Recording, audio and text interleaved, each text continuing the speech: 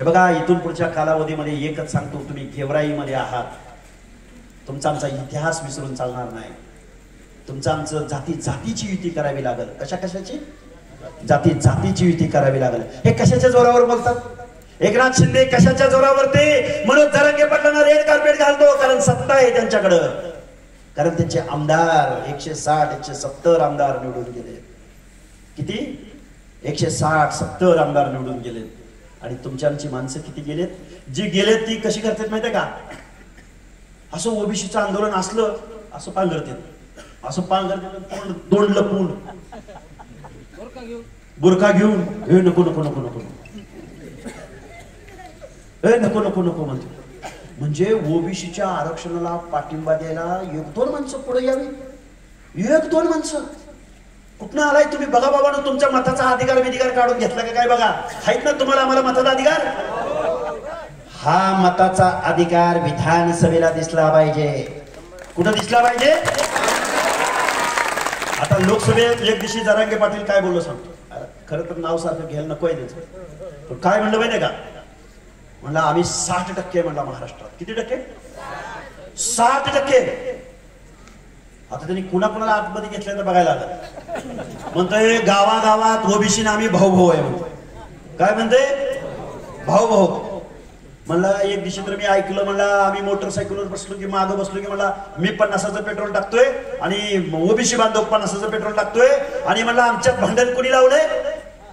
त्या येवल्याच्या भुजबळांनी लावलंय. मला माझा ओबीसी बांधव शत्रू नाही. शत्रू कोण? छगनरावजी भुजबळ. आता भुजबळ साहेबांचं गाव कुठलं आहे? येवला. आणि यांचं कुठलं?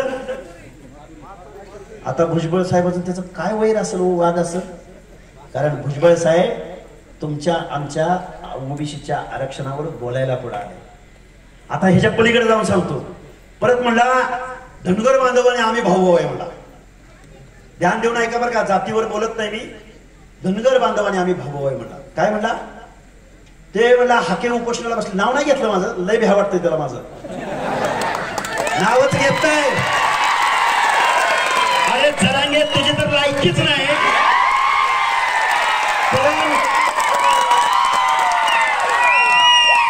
पण तुला जी भेटायला मंडळी येतात ना, मग पृथ्वीराज 2 मिनिटं, मग पृथ्वीराज बाबा चव्हाण असू दे,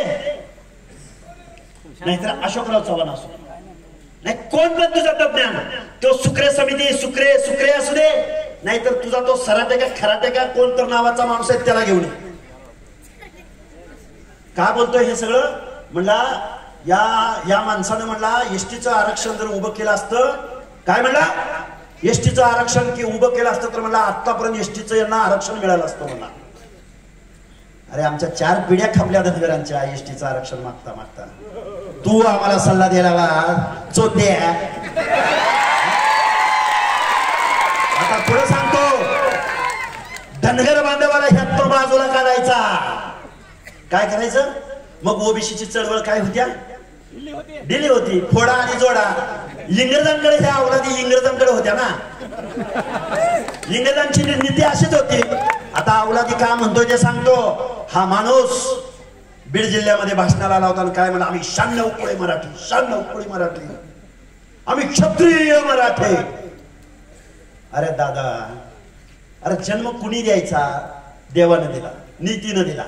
आता आमच्या जर हातात असतं की कुठल्या जातीत जन्माला घ्यायचा, आम्ही कशाला लमान जातीत जन्म घेतला असता? आम्ही कशाला? आपल्या समोर जर चॉईस असता तर आम्ही काय म्हणलो असतो? नाही नाही नाही, आम्हाला आता 96 कुळीतच जन्म घ्या द्या. आपण चॉईस निवडला असता की नाही? आता आपल्या हातात आहे का? पण घाबरून जायचं नाही. काय बोललो मी तुम्हाला? अरे आपला वारसा कुणाचा? आपला वारसा मातोश्री अहिल्यादेवी होळकरांचा. आपला वारसा कुणाचा? संत भगवान बाबांचा. हे सांगावं लागेल तुम्हाला आम्हाला. अरे गाव वगैरेमध्ये तुम्ही आम्ही माणसं. अरे तुमचा आमचा इतिहास सुद्धा जाज्वल्य. तुमचा आमचा इतिहास कुठल्या पुस्तकात आला का? आला का इतिहास? या नर्मदेच्या तीराच्या पलीकडे दिल्लीच्या तख्तावर ते कुणाचे घोडे गेले? सुभेदार मल्हारराव होळकरांचे. अरे 52 परगण्याचा सुभेदार. अरे योग खासदार झाला नाही देशाला स्वातंत्र्य. बीडमध्ये झाला होता एक पहिल्यांदा रखमाजी गावडे नावाचा स्वर्गीय स्वातंत्र्य सैनिक, खूप मोठा माणूस होता. बीड जिल्ह्याची मातीच क्रांतिकारी. बीड जिल्ह्यानं क्रांतिशिव नाना पाटलांना सुद्धा खासदार केलं का नाही? कुठले क्रांतिशिव नाना पाटील? साताऱ्याच्या भूमीमधले. केले की नाही? त्या देशाच्या संसदेमध्ये एक होळकराचा वारस निवडून जाऊ शकत नाही, त्याला तिकीट मिळत नाही, लढू दिलं जात नाही. त्याचं कारण असं आहे, तुमच्या आमच्या मधली नसलेली एकी. राजकारण करायची वेळ आली की समाजाचा प्रश्न पुढे आणतंय, समाजकारण करायची वेळ आली की राजकारण करतंय. गेवराई मधल्या सगळ्यात जबाबदार माणसांना माझं सांगणं आहे, खेडेकर ताई असतील, आमचे वाघमोडे साहेब असतील, आमचे मुंडे साहेब असतील, सगळी मंडळी, सगळ्यांची नावं नाही घेणार, राग मानायचं नाही अजिबात. बरोबर आहे का चुकीचं आहे? राजकारण करायचंय त्यावेळी राजकारणच करायचं. राजकारण बेरजेनं होतं, वजाबाकीनं नाही. पंक्तीला बसल्यावर माझ्या ताटात वाढ म्हणायचं का? पंक्तीला बसल्यावर माझ्या शेजारच्या ताटात वाढ. लाडू, अरे त्याचा लाडू संपला, त्याला लाडू वाढ. त्याला वाढताना तुमच्या ताटात वाढणारच आहेत ना? वाढणार आहेत की नाही वाढणार आहेत? तुमची आमची भांडणं कशात? माझ्या ताटात वाढ, माझ्या ताटात वाढ. काय मिळणार आहे तुम्हाला आम्हाला? पंचायतीचा मेंबर, नाहीतर गावचा सरपंच, नाहीतर झडपीचा मेंबर. आता झडपीचा मेंबर काय करू शकतो? की बघा, हे असला एक दिवा लावायचं काम आणि बंद पडला की बल घालायचं काम. बरोबर आहे का चुकीचं आहे? सरपंच काय करू शकतो? वाईट मानू नका बरं का, वाईट मानू नका. काय करावं लागतं? तुमच्यात आमच्यात मारामाऱ्या कुठं लागल्या? पंचायतीला, सरपंचकीला, सोसायटीला, झडपीला, नगरसेवक पदाला. काय ओबीसीचं आरक्षण?